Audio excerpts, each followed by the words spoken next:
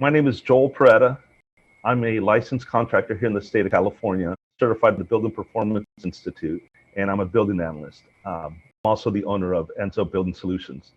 So today we're going to talk about the envelope, or what we call the house where we live in is what we call the envelope. We like to use the analogy of a balloon. So as we blow up a balloon, we, instead of putting air in there, think of it as energy, right? Or BTUs, British thermal units. If we have pinpricks in the balloon will deflate. And by deflating, we're causing ourselves to use more energy. And so we don't want to do that. So some of the simple things that we can do around our house is we can air seal our windows and doors with weather stripping. This weather stripping you can get at your local box store, like your Home Depot or your Lowe's. So you go around all your windows and doors, you weather strip them. If the gap's a little bit bigger, then we can go with spray foam or we can go with caulking. And we do the same thing around the windows and doors. Make sure that the caulking is exterior grade. And also your electrical outlets on the exterior walls, they leak as well. So you might want to foam those up or weather strip them as well. Another thing that we do is your can lighting. So inside your kitchens or on the ceiling, a lot of us have recessed lighting. Those leak quite a bit. So we would like to seal the cans if we can. Sometimes you can use metal tape, or you can get the new LED compact plug-in ones that seal around. You can get them at a big box store, or we get them at Costco, where you can get two for about $20. And they just literally, they plug in and they snap into place. So you don't need any special tools to do that. But by doing this, you will reduce your energy costs between 10 and 15%. Another thing that we'd like to do to reduce the energy cost is LEDs. It's really important to go with LEDs because we have the lighting we normally have is between 60 to 100 watts per light bulb. And if we use an LED, you're going from 6 watts to 15, depending on how much lighting you need or how many lumens you need. So that's another area where we can reduce energy. Another area is having smart appliances. By having smart appliances, you can leave them plugged in and they won't take up as much energy. When we're talking about air sealing ductwork as well, the average home in California has about 35% duct leakage. So it means for every dollar that you're spending, you're losing 35 cents of leakage that just stays in our attic or our subfloor.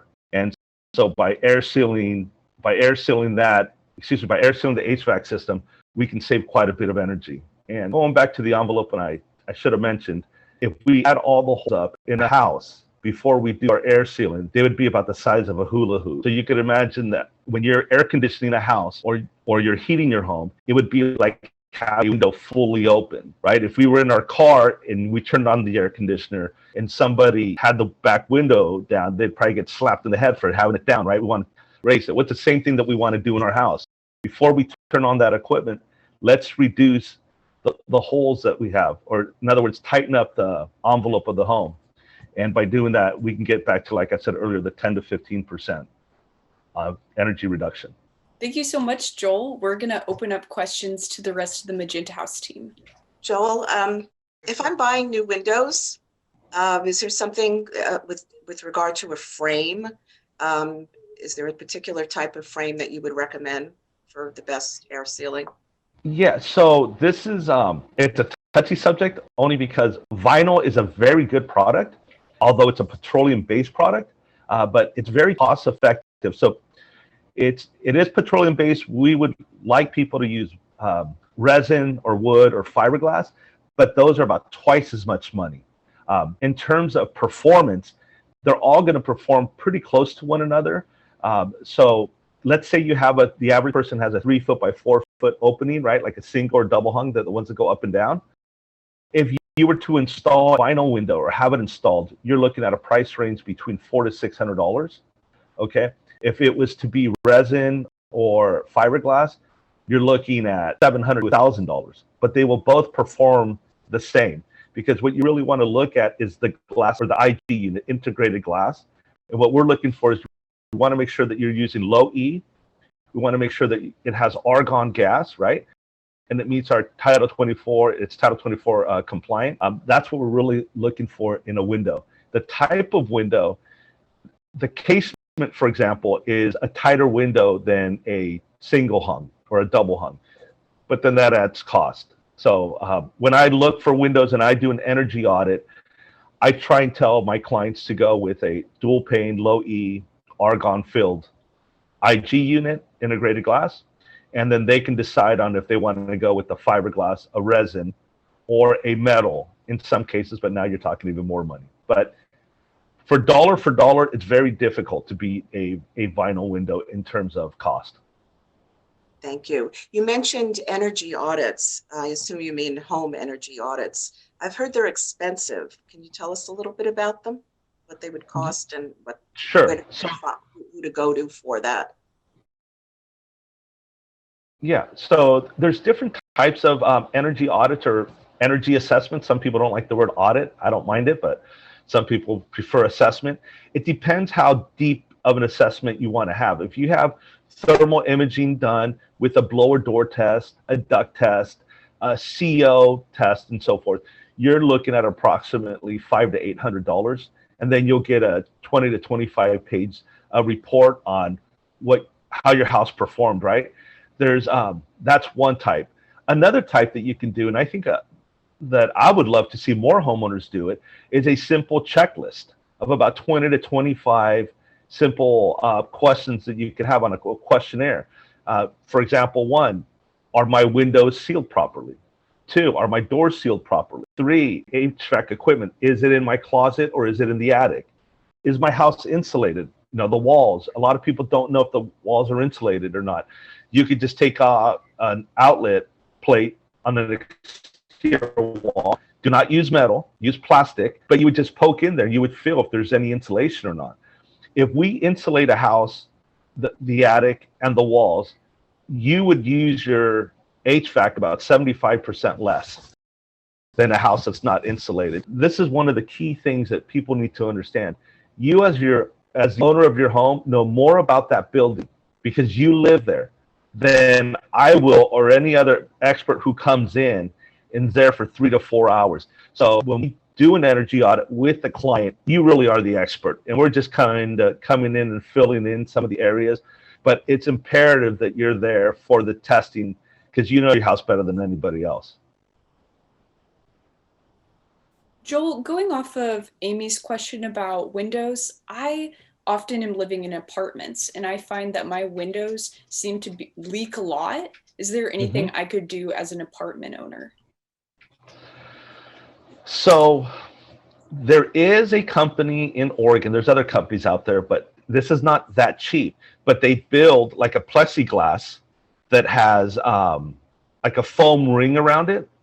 And the one thing is, if you live in an apartment, you're only going to have a few windows. But one of those plexiglass with the foam on it, and you could probably, as a matter of fact, we could probably demonstrate how to build one of these. People going to get plexiglass right now, right? And putting foam around it, and you just push it into the space or the window space. So you're literally creating a seal there. So it's almost like a dual pane. It's not as efficient, of course, but when you move, you could take that with you, right? And it doesn't damage the window sill or the where the window's going because it's done on pressure. So that's one way that you could do it. Another way that could be done, you just want to be careful. We do have some clients who want to tape the windows, right, where it's really leaky. The only thing that you want to do is make sure that the type of tape that you use isn't going to leave a residue. And if it's a wood window, do not use tape because you will peel the paint off if you leave it there for a few days.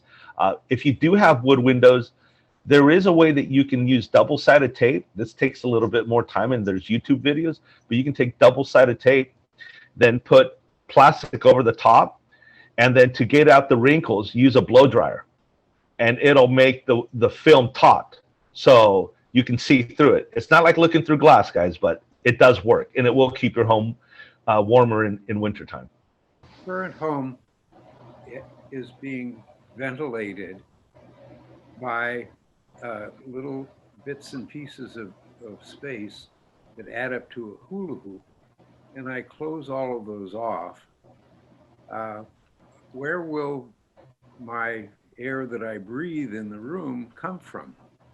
we're not going to air tighten a home like a submarine because we're not submerging this into water, right? And there is a standard by ASHRAE 62.2 that goes over depending how tight your house is. If a house is tightened, like extremely tightened, then we have to introduce mechanical air. One of the easiest ways to do that is turning on your bathroom fan, right? Most homes have bathroom fans. One of the things that we love to teach people is pretend that we didn't have air conditioning, right? So in the morning, remember what our parents taught us. Well, in my case, you know, as my mom and dad, we couldn't afford an air conditioner. So what we did was my mom would, in the morning, would raise the bottom of the windows, right? Let the cool air in. And then during the middle of the day, we would close the windows. And when she did any cooking, she always turned on the fan for the kitchen. And we would vent with the bathroom fan as well. Now, we did that because we didn't have an air conditioner. But actually, after going through building science courses, that's exactly what you should be doing to a house anyway. And then in the afternoon, you would lower the top windows, right? And turn on a fan, and you're getting in fresh air. So you will have enough air in your home to have, you should have about 3 to 3.5 air exchanges per hour. And there's testing that we can do to show that. And we could say if the house is too tight, right? Then we introduce mechanical. In most cases, and like your house right there that I'm looking at, you probably have a 2-story house, right? Since there's a staircase, it's very difficult to air tighten one of those unless you go into a really deep, you know, air tightening program. You're going to have more than enough air. With air tightening, I know it sounds crazy, but that's where the blower door comes in.